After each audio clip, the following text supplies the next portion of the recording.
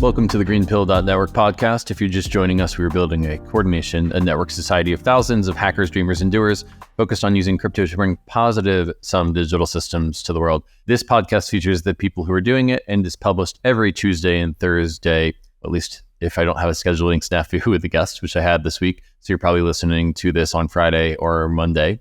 If you want to learn more, visit our website at greenpill.network, where you can download the GreenPilled book for free, join the Discord, or become a member of one of the local GreenPilled.network chapters. My guests today are Joel Miller and Umar Khan. Joel is a researcher and PhD candidate who's been working with Gitcoin for the last 6 months on QED, which stands for the Quadratic Experiment and Development Program. And Umar is a data scientist on the program workstream, which is formerly known as the Public Goods Funding workstream. On the podcast today, we were talking about cluster mapping, which is a new mechanism for doing Sybil inclusion resistance.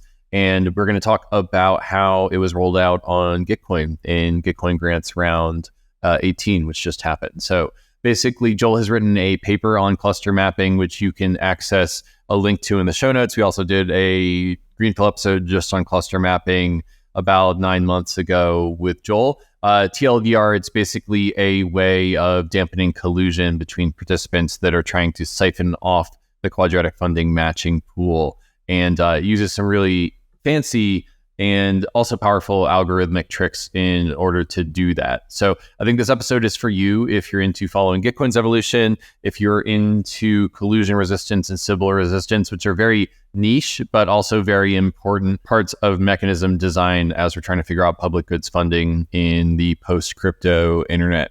So this is a fun episode because it blends the theory of cluster mapping, the latest in mechanism design research, with the practice, actually deploying it on Gitcoin grants. And I think Umar represents the practice. Joel represents the theory of what's being done here. And I'm sort of playing host, but I also jump in and sort of add to the discussion from time to time on the episode, which is kind of fun to play both host, but also founder of Gitcoin, and have a lot of this stuff in my head. So the three of us have made for a good and educational conversation about cluster mapping at the frontier of mechanism design.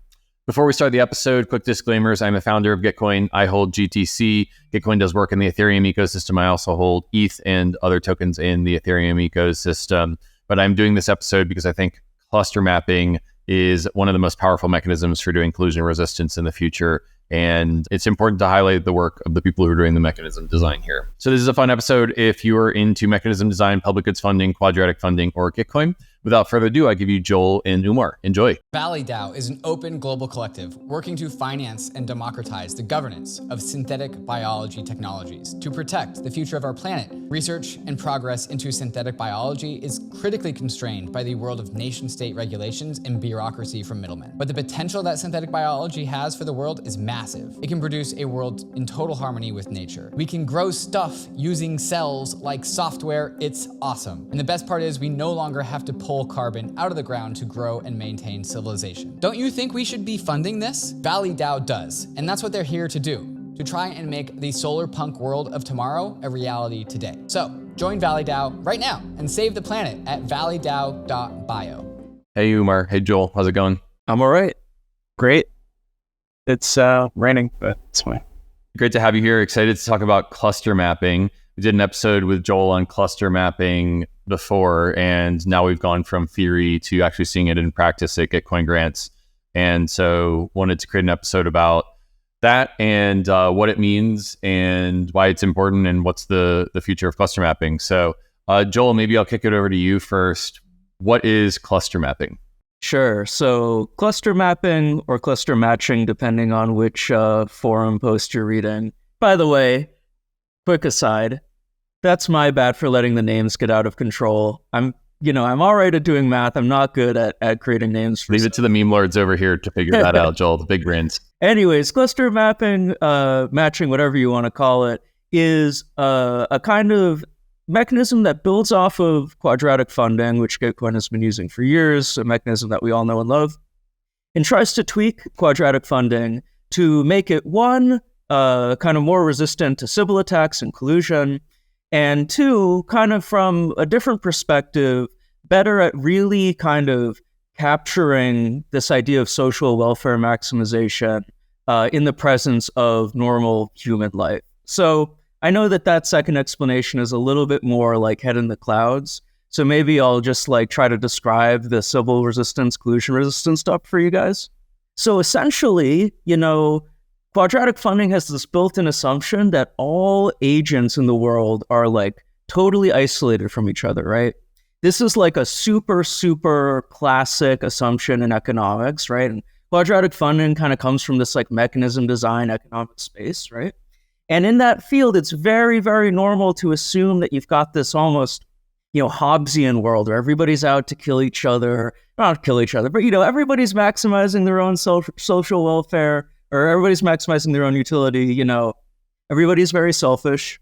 And pretty much what you see in the real world is that that doesn't really happen, right? We have groups of people that collude, we have civil agents, which are kind of like, if you want to think of it this way, groups of people, quote unquote, that collude very, very, very effectively, right? And so what happens is that this assumption that quadratic funding was making about everybody being super isolated and selfish just totally falls apart, and it causes big, big problems. The long story short is that cluster mapping is a way of dealing with that problem. Yeah, so basically, my sort of layman understanding of it is that cluster mapping is a way of measuring the social distance between different contributors. And when they're in the cluster together, they're socially similar to each other, either because they give to the similar grants or they have similar attributes associated with their identity. You sort of collapse them into one identity. And then what that does is it basically allows the QF algorithm to upregulate cooperation across social distance. So if I'm from Colorado and someone from Istanbul votes for the same grant, then because there's a big distance between them, then that's a signal to the mechanism that there's a lot of value in that grant. That's using physical distance instead of social distance as an example. So cluster mapping is a way of basically clustering different contributors together by their similarity and then dampening their matching if they're similar and increasing their matching if they're socially apart. How is that in terms of it from layman's terms? No, that's perfect. Yeah, you're exactly right. Yeah, and maybe I can also just point out that like this technique also incorporates this idea of Sybil resistance. Again, when you think of Sybils as people who are like really, really, really socially similar, right? Like the exact same, you know what I mean? Yeah. And so, yeah, cluster mapping is a way to kind of say, okay, let's get the Sybil resistance. But then also, even when you got two people who are just might be more similar or more different, there's something we can learn about like how good a project might be from looking at the people that contribute and saying, okay, how different or how similar are these people? One of the other, just like in terms of playing name salad today, one of the other names for this is also, I think, like plural QF. And that name really appeals to me because I think the whole idea of just pluralism talks about the diversity of communities and how there should be space for like multiple communities. And what cluster mapping and plural QF methods seem to do is like make it so that the public goods supported by the most diverse communities receive the most funding, which is just really, really great. And yeah, it also feels like pretty cool that we're at this blend of both pluralism and like radicalism in terms of like quadratic funding's sphere root effect in terms of the amount of like the way contributions get matched. It just seems like a really nice intersection where it's like, not only do we want projects that have support for more people to get support, but we want the projects that have support from more diverse communities to get support. I really like that because it just like, it really speaks to the strength of the breadth of how much a good supports people. So let me try to do one rundown summary of cluster QF, and then we can talk about how we've integrated into Gitcoin grants from there. So basically, quadratic funding is a way of having a central matching pool that is allocated according to the results of a crowdfunding campaign, in which the number of contributors matters more than the amount that they give in the crowdfunding campaign. So basically, if Joel has a grant that gets $100 from 100 contributors, and I have a grant that gets $100 from one contributor, then Joel is going to get like 99% of the matching pool, which is really beautiful because it means that the median new contributor to the matching pool can give $1 and it can have tens, hundreds, or maybe even $1,000 worth of effect on the outcome of the pool. But basically, the Achilles heel of all of this is, what if you make up identities, or what if I were to go in and to attack the mechanism by telling people, if you contribute to my grant, then I'll give you a kickback or something like that. So basically, how do you deal with the Sybil attackers, which is people making up the identities? And how do you deal with collusion, which is basically people paying each other in their social circles to contribute to the grants? Cluster mapping is introducing a really interesting mechanism for dealing with that, in which basically you measure the social distance between the people that are contributing. So basically, Umar, if you and I contribute to the same grants, and then we're the same identity, but as soon as you contribute to a different grant and I contribute to a different grant, then we become only 50% the same identities, and so on and so forth. So if I was going to collusion or Sybil attack the mechanism in cluster mapping, I basically have to give to a bunch more public goods in order to hide the fact that I'm collusion or Sybil attacking the mechanism from there. And it also has this property of elevating the preferences of people who are socially distant from each other, who are different from each other. So that's from like top to bottom, what is QF and where does cluster mapping solve one of the main Achilles heels of QF? Yeah, I think that's what makes it so attractive to me as well, which is just like, it makes it more expensive for the Sybils and it gives a benefit to the real people. Because you're now getting more matching, because you're more diverse, you're more unique. One of the really interesting, Joel is someone who's like really deep in the theory, and you're someone who's been dealing with the Sybil problem for years now, and have really like explored the landscape of different possible solutions. And I'm the new guy putting it into practice, and trying to see how well it works. And one of the things I like to do is just like try it and see what the results are. And one of the cool things was like, this round you really pushed to just try cluster mapping and see how it worked. Because of that push, and we did it, we were able to like get all this great data on how it works, and what the community response is, which is also really, really valuable, because like in whatever our future models of QFR, I guess like it really depends on like what the community wants them to be, and them like pushing us forward as well as us pushing them forward. The two criticisms were, is it really effective at squelching Sybils? And then second, if I'm a real person, does this discount my matching amount? One of the things that's become really clear from the data is, while those are both fair concerns to have in theory, in practice, they're not really problems. And so like the first thing is like, does it really squelch Sybils? And like what we can see from the data is that it definitely does. Because when you cluster people based on their donation profiles, one of the things that stands out is that the vast majority of people donating are one-of-one clusters. 80% of people are completely unique. And Joel actually brought up a great point to me about why this is the case, in terms of the number of projects in the round. Joel, I don't know if you want to dial in on that for a sec. Sure, yeah. So the way that we clustered folks for GG18 was to put them in, a cluster corresponding to like the exact number or the exact set of projects they donated to, right? So if you think about there being like, say, 30 projects, right? For each project I could donate or not. So that's two options for each project. So the number of possible clusters you could be in is 2 to the 30th power, which is like nuts. That's really, really big. That's and computationally intensive, as we learned. Yeah, it's so massive that like chances are, if you're just a normal person doing normal stuff, you're gonna land in one of those 2 to the 30th spots that nobody else is in. And that's like totally supported and backed up by the data. Like 80% of people are completely unique one-of-one clusters.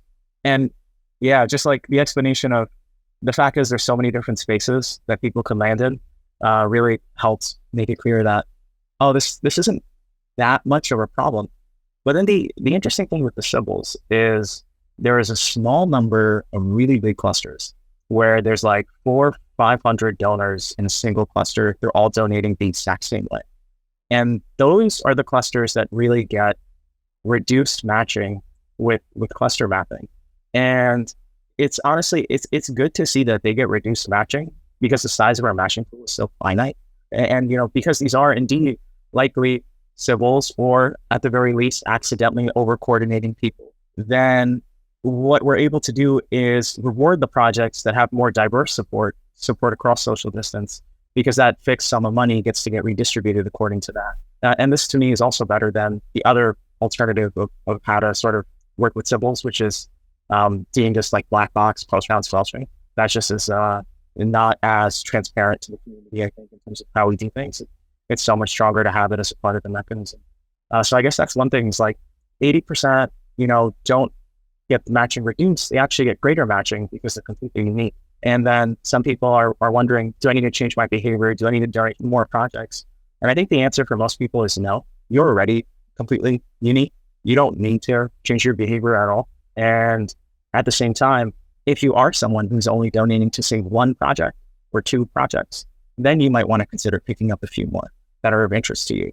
Because the fewer projects you're donating to, the more likely it may be that you fall into the same clusters as other people. But the more projects you choose to select, the more you almost verify your unique humanity by what it is you choose, what unique fingerprint you make in terms of the projects that you have. And yeah, I think that's really cool. Umar, if you can take us through end-to-end, GG18 was a couple months ago. Cluster mapping is something that you built some infrastructure for. I wonder if you can talk about that infrastructure and basically what y'all built and how it supports cluster mapping. Definitely. So in order to run cluster mapping, what we need is really good data on the votes in the round in a format that is really manipulatable. Blockchain data is often messy. And I think one of the biggest value adds is transforming that data into a format that is really easy to work with.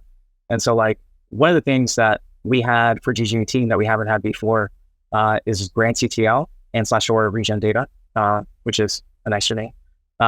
And regen data is this really cool database that came up from GrantCTL, which was super valuable. And Owaki, you started. Yeah, I'll maybe do a minute on this. I'm gonna step out of the host and play guest for a second here, but GrantCTL is basically just a way of extract, transform, load. That's a common paradigm in computer science. It basically pulls data from IPFS, from the graph, from RPC calls, from anywhere you could possibly want it, and puts it into a common Postgres database. And then that allows data scientists like Umar not to have to fuck around with data normalization, pulling it from a bunch of different places, dealing with API rate limits and services being down, just to have the data all in one place and be cleansed so that you can do what you do, which is data science. So this is actually a pretty common paradigm in Web 2, people doing data analytics, just like separating the concerns of getting the data in one place from doing the science. And that was the foundation upon which you could start messing around with cluster mapping. So just 30 seconds on what GrantCTL and regen data is. Back to you, Umar. Yeah, and it makes it much easier when I don't have to also play data engineer and can just focus on the analytics and science. And so like this was amazing, and shout out to Bliss as well, who was doing a great build on this.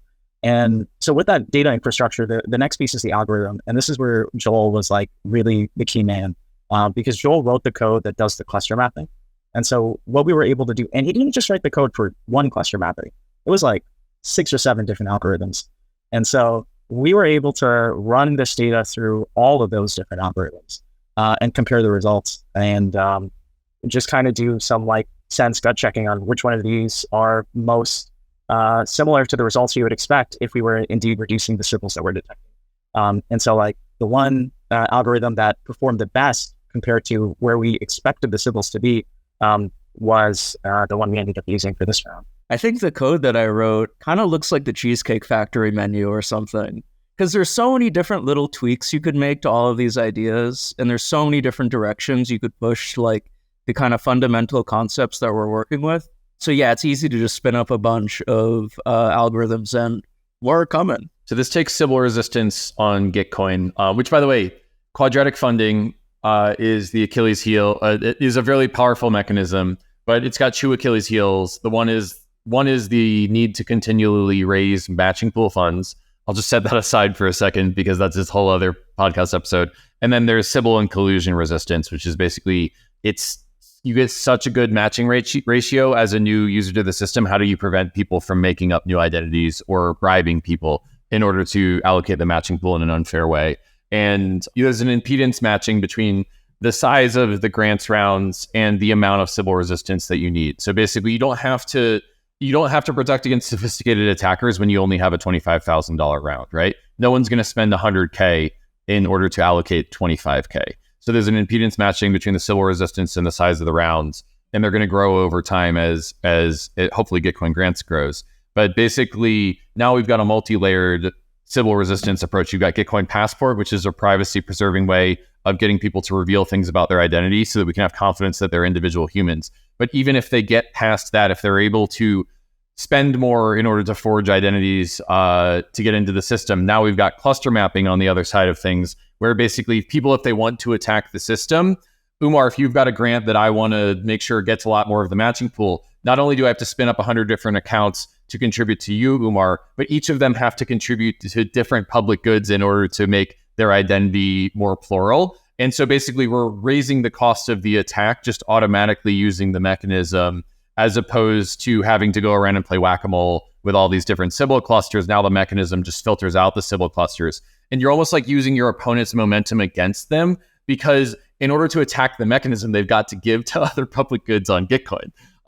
So basically it's like a way of, I always think of like Karate Kid style, like opponent, like using your opponent's momentum to fund public goods. And I think there's something elegant about that. So I don't know, that's my little riff on what we're doing here. I'm curious if that brings up anything for either of you. It's like a little judo maneuver. It's like, oh, thanks for coming in. Fun public goods. I was just going to say, one of the like exciting things about this too is like, you know, the speed with which we can see research coming into practice. Like, I think there's like two papers that kind of laid the groundwork for the cluster mapping we did. One was the DSOC paper with Pooja, Vitalik, and Glenn like a year and a half ago. And I think someone called this out, Rohit called this out, the speed at which like research can get translated into actual implementation of technology in Web3 is like really high compared to most other industries. And then Joel wrote another paper, which was like about a year ago, partnering with Leon Erickson, who's also doing some amazing work at Gitcoin, about collusion-oriented cluster matching and various techniques for being collusion resistant using quadratic funding. And that I think that's been out like less than a year. And or Joel, you can talk about that way better than I can. But like I just think it's cool that we can go from, you know, papers to having it in practice this fast. And also I just want to like shout out massive kudos to Kevin, because like if you weren't pushing on us to get this into practice much faster, it probably wouldn't have happened this fast. It definitely wouldn't have happened this fast. So also just like appreciate you. And sorry, Joel, you were going to say something. Oh, yeah, I was just going to say, yeah, it's been around 10 months since the second paper. But yeah, I'm super proud of how fast we've been able to push on this stuff. And for me, as somebody who spends, you know, I spend most of my time just in the math world, it's been really fun to see all of the little details that you really want to think about when you go from the math world to the real world, right? Like all these little implementation things that actually end up being super important, right? And all of these other ways of kind of measuring success or failure, for me, have been totally fascinating to think about. This is one of the fun things about having done 19 rounds of grants on Gitcoin, is that we've entered this sort of loop in which the theorists, of which I would call Joel, Eric, Glenn Weil, all of Glenn's disciples. I'm not sure if I can use that word in academia, but the people who revolve around, quadratic funding. The theorists now are in sort of the synergistic lockstep with the people on Gitcoin who are actually putting this into practice. We're in the OODA loop together: observe, orient, decide, act, repeat. And so basically, the Gitcoin's really good at acting. Well, not really good, but we're getting there. At doing QF rounds, getting the data, and then we observe it, and then we pass it over to you, and you help us orient. Okay, this is the way you can solve Sybil and collusion. And then we decide together through the governance process, and then we act again. And so there's like, I don't know, my dad's a theoretical physicist, and I know there's this like relationship between people who are observers, people who know how to run telescopes, and the people who are actually doing the math models of the observations and understanding the physical phenomena. And it kind of reminds me a little bit of that, but with a different complex system, complex social system instead of a complex physical matter system. And so I'm really interested in spinning this OODA loop forward with you, Joel, on cluster mapping, and doing it in such a way that the good guys, the blue team, is ahead of the attackers, and also in a way that's legitimate with respect to governance at Gitcoin to do it. And I'm just curious if y'all can paint a picture of where do we go from here? What does the future of cluster mapping or just collusion and Sybil resistance at Gitcoin look like from y'all's perspectives? And Umar, maybe I'll go to you first on this one. I think one of my big goals is to turn off post-round squelching that's a black box. Today, after the Quadratic funding round, there's this period of time where myself and others before me have like gone through all of the data, try to detect the symbols and filter them out. And the methods we use to do that have been closed source, completely private. And because of that, people have less visibility into this governance mechanism, how we're all like collectively making decisions.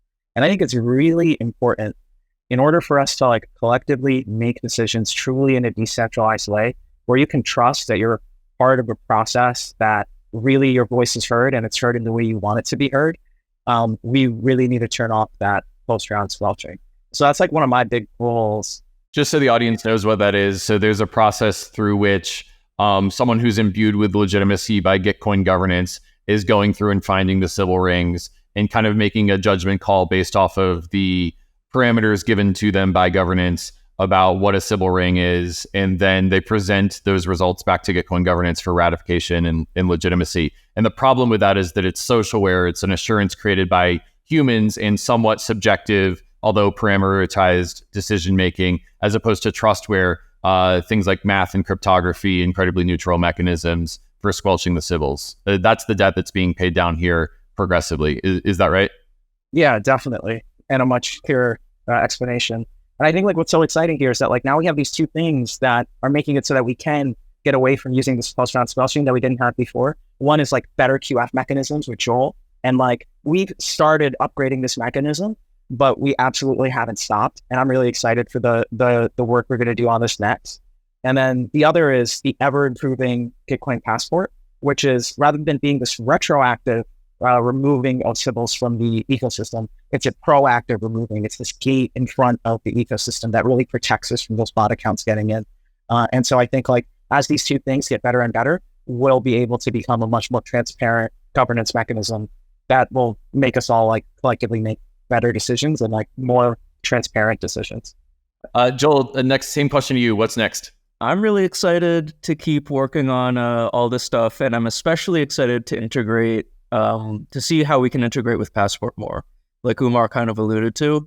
I think that, not every Passport stamp is really indicative of like a social kind of attribute we might really care about. So for example, if you have got a Twitter account, that might make you less likely to be a Sybil, but it probably doesn't really say much about where you are in the social world, right?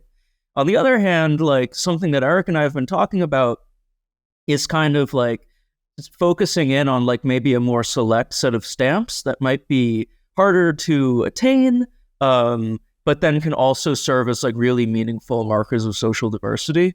And I think that using donation data is a really fantastic idea. And I'm also excited to see if there's potential for using stamps and other types of data. Pretty much, the mechanisms just aren't complicated enough yet. We need to make them more complicated. Or make them more legible as they become more complicated. I feel like there's a trade-off space there. And we see it also within the Ethereum protocol, is that there's a trade-off between legibility sometimes and what you actually want the mechanism to do. And sometimes you find this really elegant, very concise way of doing something that you want to do, and that's the sweet spot. So Kevin, flipping the question back to you, where do you want to see this go? Oh no, I just feel the shroud of me being the host of this podcast eviscerating around me. I guess first off, Gitcoin's moving to a world of multiple mechanisms in the future. It was actually pairwise quadratic funding back in the 1.0 days, but it was this giant monolithic code base that no one could go in and change the mechanism because it was so monolithic. And so now we've moved to this decentralized modular ecosystem where you can sub out different things. At least in theory, you could sub out different identity vectors. You could sub out different algorithms. And we're going to move from quadratic funding to a bunch of if quadratic funding is a screwdriver, we're going to move to a toolbox of having a screwdriver and pliers and a hammer and a bunch of different mechanisms. So in mechanism design speak, that's QF and QV, and mechanisms that I think are on the roadmap are like conviction voting and assurance contracts and ranked choice voting and stuff like that. And I see this future in which we're going to have sort of like a toolbox of different mechanisms. And, maybe some people will prefer vanilla QF because it's less computationally confusing or intensive and it's less confusing. Or maybe they don't believe in all this plurality hippy dippy bullshit. Like they're not bought in on that. And so they'll just choose regular QF. or maybe they'll choose a different mechanism. But then there'll be people who are deeply like Glenn Weil acolytes that are like, fuck yeah, let's use cluster mapping out of the box on Gitcoin. So I think it's like there's an important choice architecture here in that anyone using Grand Stack or Allo should be able to choose which mechanism they use. And so a plurality of mechanisms and each of them having different values trade-offs between democratic and technocratic, retroactive and proactive. And there's probably a bunch of different vectors that people can choose of. So I just look at this as one tool in the toolbox, albeit a really powerful one for allocating capital and funding what matters in your community. And so we'll move from Gitcoin innovating on just one direction to sort of like a plural of directions around mechanisms and, maybe eventually plugins to Grant Stack and stuff from there. But, I think that I'll also add the caveat that there's a really amazing product leads and developers at Gitcoin who are making a lot of these decisions these days. Back in Gitcoin 1.0, I think I would be making a lot of the decisions and just pushing it to production, and the team would find out when I sent a tweet that the code was live. And that's not how it works at all anymore. So like, I'll just caveat my answer with that it's really up to the governance and the product leads, but that's what I'm excited about. Oh, also, Joel, if you write a paper about this, I'm excited to have Gitcoin mentioned in the academic literature. Yes. At least one more time again. So is that coming up? It'll hopefully be coming up eventually. Yeah, I've got a lot on my plate, but I mean, there's so much interesting experiments that you could write about here that I think are all really academically interesting. And, besides the kind of empirical stuff, personally, I think that this is a really interesting example of kind of like algorithmic alignment being carried out in a very kind of like concrete way, right? Like, with AGI and stuff, there's all this talk about like, what's alignment? How do we align stuff? Like you said, Kevin, choosing to use plural QF or vanilla QF is really a question of values. It's a question of what kind of things you want to value. And what I kind of observed at Gitcoin from the conversations I had was, there was a framing in which you could say, okay, vanilla QF just does not align with our values as a community, right? And so we very concretely kind of chose a way to align this algorithm. And it seems like it works, which is fantastic, right? And so I think there's a lot of interesting stuff you could say about what's happening here. On that topic, I think I was talking to my mom about what I do. And she was like, why would you have an algorithm making the decisions on where you send money rather than people? Like, couldn't people make better decisions? And one, I was like, Mom, we're Pakistani. Like, if you look at the Pakistani government, it's one of the most corrupt, money-stealing governments in the world. And what's like really clear to me is like, you want people to be making the decision at their local level in terms of what matters to them. But at the global level, we want to make sure that there's no corruption. And the best way to do that, in my opinion, is a transparent algorithm or mechanism. And so like, less money stealing, corrupt government officials, more algorithms and mechanisms that work really well and are hopefully like understandable to people, I think would be dope. And like, who knows, maybe somewhere down the line we get into like AI governance. I mean, if I could butt in here, I would even push back on the idea that an algorithm is making the decisions in quadratic funding. I mean, think about voting, just normal one person, one vote voting, right? Well, that's really a very simple algorithm, right? But would you say that an algorithm is deciding who gets elected president, right? When Americans vote for president? Like, it's the people that are casting the votes, right? And so, sure, quadratic funding, it's not like a robot that's divorced from reality doing stuff. It's just a way of kind of collecting everybody's opinions and doing something with it. Yeah. I think of it as almost like it's like routing the opinions into in a certain direction and doing it in an incredibly neutral way. I actually think that AGI, if we ever had like an AGI governance world, then you'd have the algorithms actually making the decisions and there wouldn't be a lot of legibility or credible neutrality within that algorithm.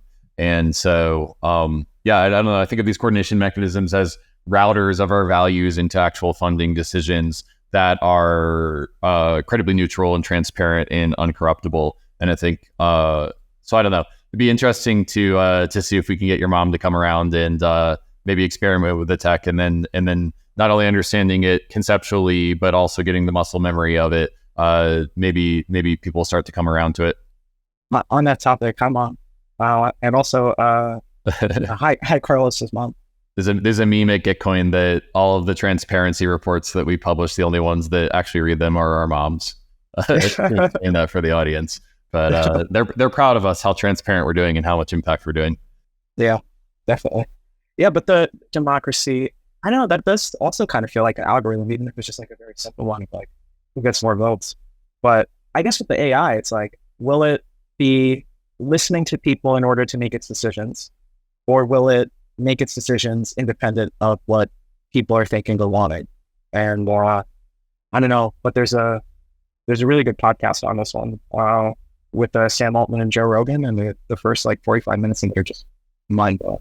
Well, we're getting towards the bottom half of the hour. What didn't I ask that y'all want to say? And let's see who's good at thinking on their feet. Joel, I'll go to you first on this one. Well, unfortunately, you're such a fantastic host that you asked absolutely everything that I want to talk about today. Yeah, I guess the only thing I really want to leave off on is I really like what you said about, these different styles of quadratic funding capturing values.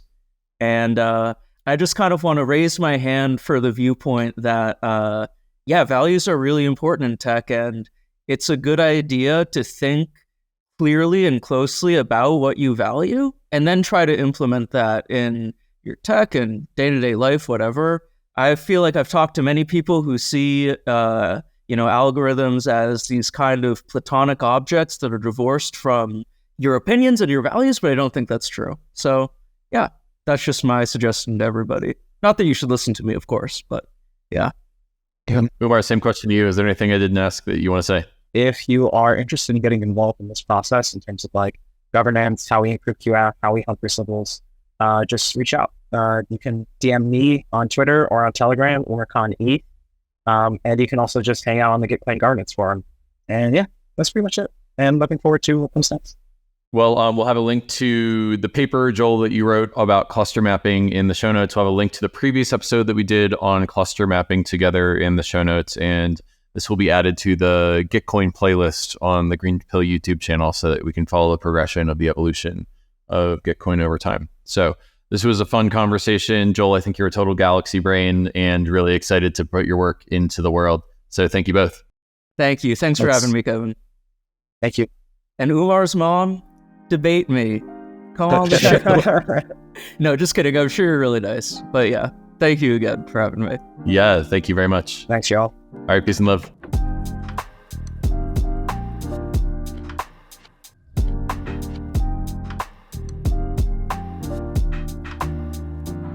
We just heard from Umar and Joel. I'm really excited about them because I think cluster mapping is at the vanguard of mechanism design, and collusion and Sybil resistance is an Achilles heel of quadratic funding. So solving the big problems with Joel and Umar in cluster mapping as they've deployed it on the Gitcoin network. Thanks again for listening to the GreenPilled.network podcast. Again, we are featuring the people who are building a coordination, a network society of thousands of hackers, dreamers, and doers using crypto to bring positive sum digital systems to the world. I think the mechanism design that Joel has done and the implementation at Gitcoin is an example of that. If you value our work, please remember to subscribe, rate, and review. It really helps people find the show. Thanks again, and I'll see you next time. Peace and love.